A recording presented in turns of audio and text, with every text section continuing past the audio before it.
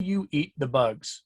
Highly influential people have been pushing this idea on us for a few years now that the future isn't us eating animals that our ancestors ate, but instead we'll be eating crickets and mealworms and that kind of thing. That in the near future we'll rarely eat meat. We'll all be happy. Today I have for you a simple story about their reasoning. The powers that be are really pushing this idea and pursuing policies to let you know that you and I have crickets on our dinner plate in the future. Later in the coming days, I'll follow this up with their alternative solution, synthetic meat, which sounds frankly appalling to me. But let's get to the story about how they want us all to chow down on some crickets and bait. Instead of using some fringe sources that are totally fair and unbiased hosts won't approve of, I'll be using, for their argument, two articles by the main proponents of us all munching on bugs, the World Economic Forum. And I'm not going to be delving into any wild theories about why they want us to eat bugs. You can let me know in the comments why you think they want us to eat bugs. In all charity, I'll just address what they're saying and take their assumptions at face value. They say they're concerned about the state of the ecosystem and the rest of everything that goes with that. They claim that here and elsewhere that animal agriculture is unsustainable. That's factually wrong. In the US, at least, animal agriculture only accounts for 4% of carbon output. If you care about carbon output, then animal agriculture is the last place you want to focus your efforts on reduction. Empty, pointless consumerism would be a far better place to begin. But let's take a look at the first article. From their official website, we get this headline. And remember, somebody with authority approved this. So this headline, good grub, why we might be eating insects soon. Look, they think they're funny. I've never met the person who tried insects and said they were tasty unless they were coated in sugar and chocolate. And at that point, you're just eating some truly weirdo Halloween bland candy. That's all you're doing. You're just eating candy at that point. The purpose of a headline like that is to get you, the reader, to lower your guard about the whole notion of eating creepy crawlies so their ideas can set in. But let's see their central argument. From the article, quote, the market research company predicts the global market for edible insects could grow to $1.18 billion by 2023.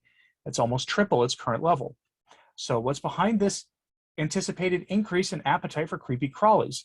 There are a number of factors in play, and the answer is wrapped up in an understanding of how insects compare with the production and farming of other food types.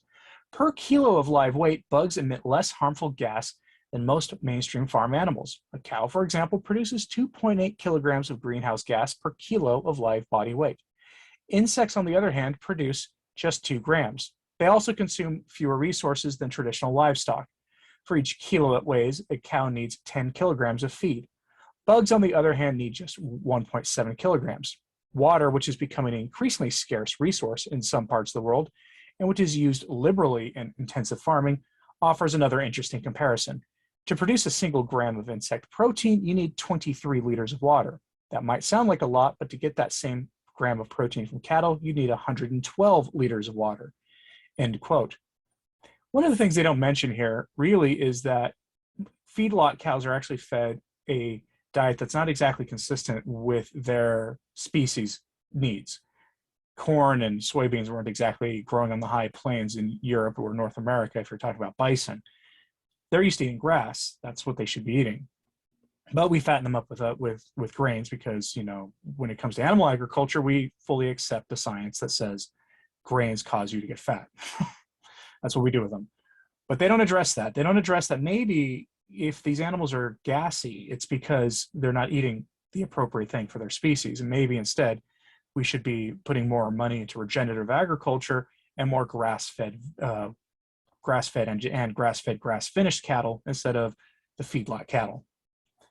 Of course, they did start with their cows argument, though. That's always what they do. And here's the thing about that. We know, using their own standards of measurement and accepting their overall concerns at face value, that cows produce less problematic gas than plant agriculture overall does. That whole notion has been widely debunked already, but the problem is that people with power continue to repeat the lie. They honestly believe what they're saying. They've accepted the lie themselves. But let's look at the water issue. We've been warned for decades now that conflict over water was coming. In fact, we were told that it would have been here by now on a large scale. We were told that widespread desertification was coming, and that essentially the world of interstellar was going to happen in our lifetime. And while water is certainly a concern in many parts of the developing world, ranging from some of the developing desert countries of South America to California and Central Africa, the real issue here is that even bug agriculture will be water intensive. Maybe not as water intensive as cattle, but it will be water intensive. There is no denying that. Any processed food production on a large scale is going to require a lot of water. You cannot escape that. And perhaps the funniest thing about the article is the claim that farmers will rush to grow an animal crop that no one in reality wants to eat. People want beef, they want lamb, they want chicken, pork, a few exotics, and fish. They don't want insects. If you've ever noticed that the meat substitutes at your grocery store rarely sell unless you live in a place with a disproportionate number of vegans, like say Portland or San Francisco or Los Angeles, then you know that market forces, if left to operate as naturally as market forces are otherwise wont to do, the market forces will not permit insect meat to take off with consumers. It's not part of the ancestrally appropriate human diet for most people. Not that the people we're talking about actually understand that problem at all. But they won't let this go. From another article on their site, and they have a lot of them on their website, we get this headline: Worms for dinner. Europe backs insect-based food in a bid to promote alternative protein. I'm sure insects are fully bioavailable to humans, but no person in Europe really wants to eat that stuff. But I'm not all that surprised that in the EU that they're pushing this stuff pretty hard and pretty directly. They've had nothing but bad ideas that fly in the face of the wishes of their people for decades now anyway. But here, let's look at the article, at least the actual main thrust of it. From the article, quote, "The European Union just gave the green light to using mealworms in food. Edible insects are high in proteins and vitamins. They also consume fewer natural resources than livestock, but the demand for meat-based protein is set to double by 2050. Worms are now firmly on the menu in Europe. The European Union has ruled that the larval stage of the Tenebrio molitor beetle, the mealworm, is safe for people to eat and will shortly be on the market as a quote-unquote novel food.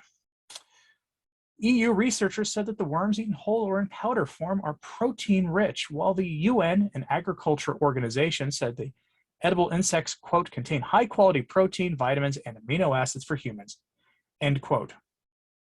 Novel food. Yeah. Here's the actual issue, though.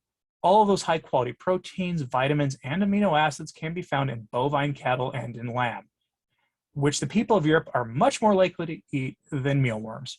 It's astonishing that these brainiacs who spend all their time developing these policies and programs haven't looked into what is the cutting edge of agricultural science right now, and that is regenerative agriculture, which restores farmland and reconnects human beings to the land in a much more traditionally appropriate way. It actually connects us almost to our ancestors, which is a whole other topic on this. But maybe that's not why they're not looking into it at all. All of these foods will be highly processed. You're not going to go to Aldi and buy a package of crickets that are whole, nor are you buying mealworm paste in the refrigerated section of the store. That's probably not going to happen. You'd be buying a pre-made processed burger patty or fake steak made of this stuff, or some processed frozen meal that's going to have that as a protein. Think the ground beef in frozen spaghetti or in SpaghettiOs being replaced with mealworms. Unprocessed foods are not what they want you to eat. They want you to hooked on the best food Dow Chemical can make, not necessarily for any nefarious reason, but because it can be mass-produced easily and in the quantities they deem appropriate for public consumption, because we're talking about the kinds of people who like to regulate every part of your life. Now, if you do a little research of your own, you'll discover that there are companies already offering flour made from crickets and mealworms for human consumption. Why? I haven't any idea. Why is there a market for this stuff? But I have to ask you a basic question. Will you, as a carnivore or a carnivore curious person, eat the bugs if suddenly the meat at the store was replaced with crickets and worms? Or if the meat got so expensive, all of a sudden right next to it was for $1.99 a pound, a bunch of crickets. In a non-survival situation, would you do what our betters are demanding of us? Or would you find another way? Let me know in the comments, please, because I'm genuinely curious. I've been diversifying where I buy my meats from so I can be prepared in case the economy takes the turn that our betters are telling us it will take in the near future. And I have no intention of eating the glorified fertilizer that they're pushing on us. Again, let me know what you think about this, and like and subscribe if you haven't. It really does help. And my next video will probably be one of those what I ate today videos, because I don't eat a whole lot of ribeyes. I like them, but I'm not the guy who's eating a lot of ribeyes. So I'm going to show you some cost saving ways through what I eat every day. So watch for that this weekend, probably on Saturday. Until then, have an optimal day.